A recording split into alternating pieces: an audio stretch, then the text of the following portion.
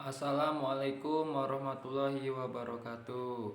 Perkenalkan, nama saya Fahmi Arifadillah dengan NPM 22140510052 dari jurusan Teknologi Hasil Pertanian kelas THPB.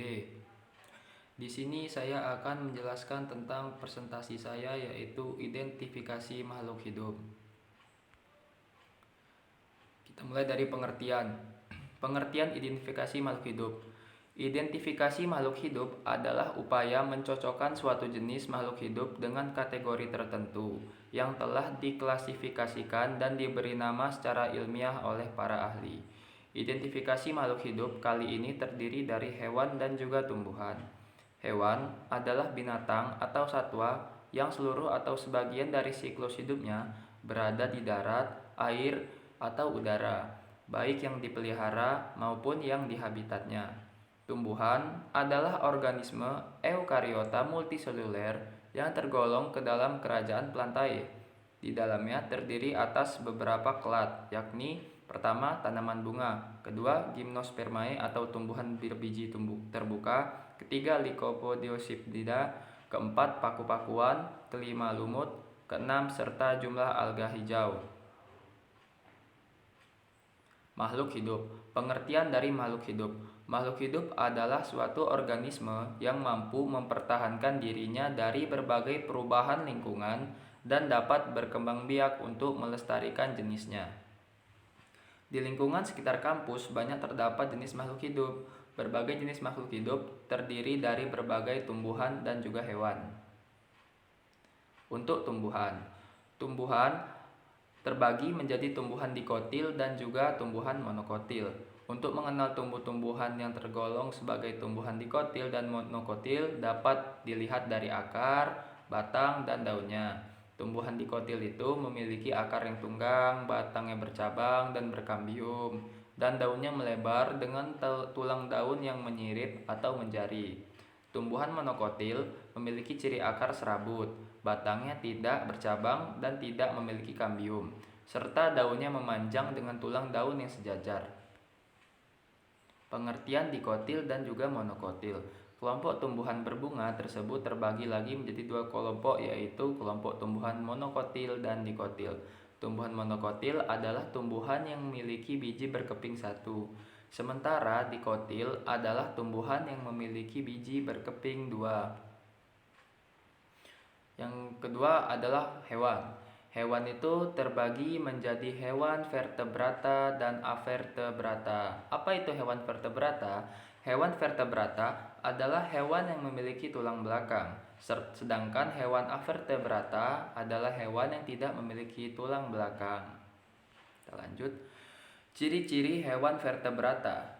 Yang pertama, tubuhnya memiliki tulang belakang sejati dengan kerangka internal dan otot yang melekat pada tulang. Kemudian, sistem peredaran darahnya tertutup dan alat pernapasan paru-paru atau insang untuk penukaran gas oksigen. Terus ada jantung ventral dengan 2-4 ruang. Terus sistem pencernaan yang dilengkapi dengan hati, kelenjar pencernaan, dan pankreas. Tubuhnya juga terdiri dari kepala, badan, dan ekor. Sistem saraf. Dari sistem saraf pusat, otak memproses informasi melalui organ sensorik, kemudian memiliki selaput kulit, alat gerak berupa kaki, sayap, atau sirip. Sistem ekskresinya itu berupa ginjal. Kemudian ciri-ciri hewan avertebrata. Avertebrata itu tidak memiliki tulang endeksotelon yang keras. Kemudian kelompok hewan avertebrata adalah organisme multiseluler atau tidak memiliki dinding sel. Absennya sistem tulang yang kompleks membuat kelompok hewan ini cenderung bergerak lambat dan berukuran kecil. Tubuhnya terdiri dari 3 bagian, yaitu kepala, dada, dan perut. Kelompok hewan ini tidak mempunyai paru-paru dan proses respirasinya itu dilakukan menggunakan kulit. Beberapa jenis hewan ini memiliki eksoskeleton yang keras pada bagian luar yang terbuat dari kitin untuk melindungi tubuh lunaknya. Hewan avertebrata tidak dapat membuat makanan sendiri atau heterotrof, jadi dia tuh buat makanan nggak bisa sendiri. Kemudian kebanyakan hewan dalam kelompok ini diatur dengan organisasi tubuh simetris.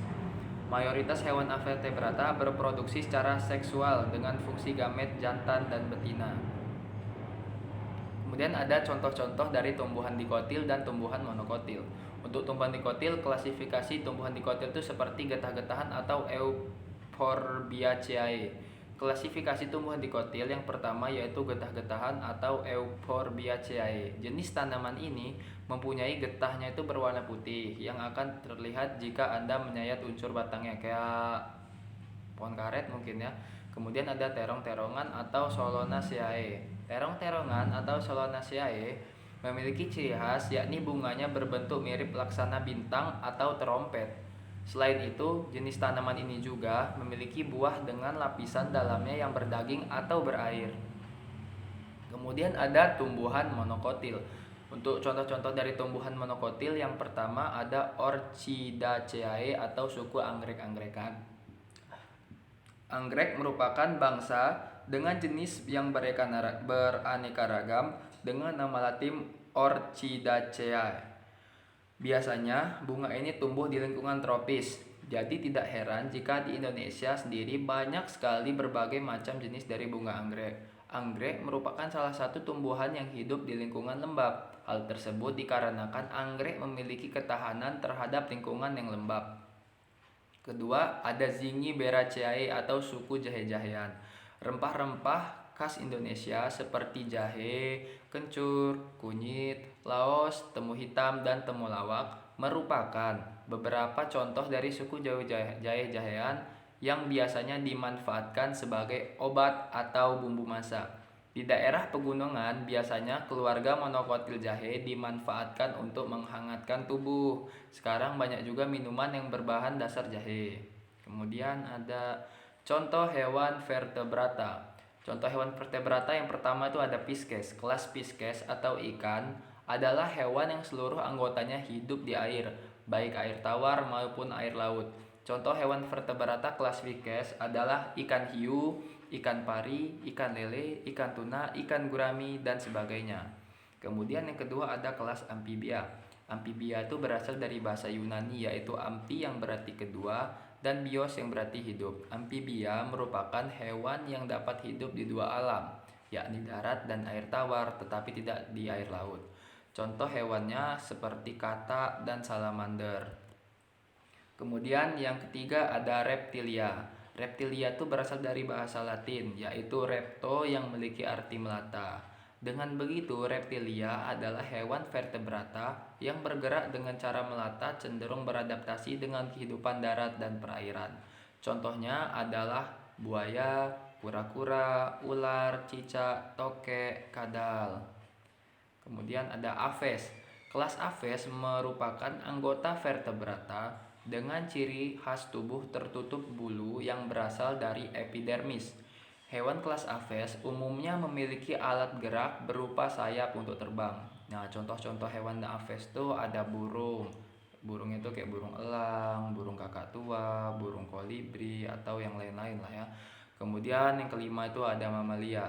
Istilah mamalia itu berasal dari bahasa Latin yaitu artinya susu. Pengertian mamalia adalah hewan yang memiliki kelenjar susu pada hewan betinanya.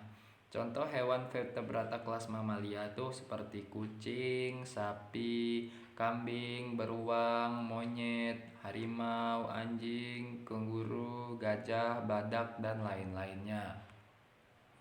Kemudian ada contoh hewan avertebrata. Yang pertama itu ada bunga karang atau sponge. Kedua itu ada ubur-ubur. Ketiga itu ada karang laut. Keempat itu ada anemon laut. Kelima ada cacing tanah. Keenam ada cacing laut. Ketujuh ada kalajengking. Kelapan ada bulu babi. Ya, sekian. Terima kasih atas perhatiannya. Ini saja yang bisa saya sampaikan. Kalau misalnya ada kurang lebih, saya mohon maaf.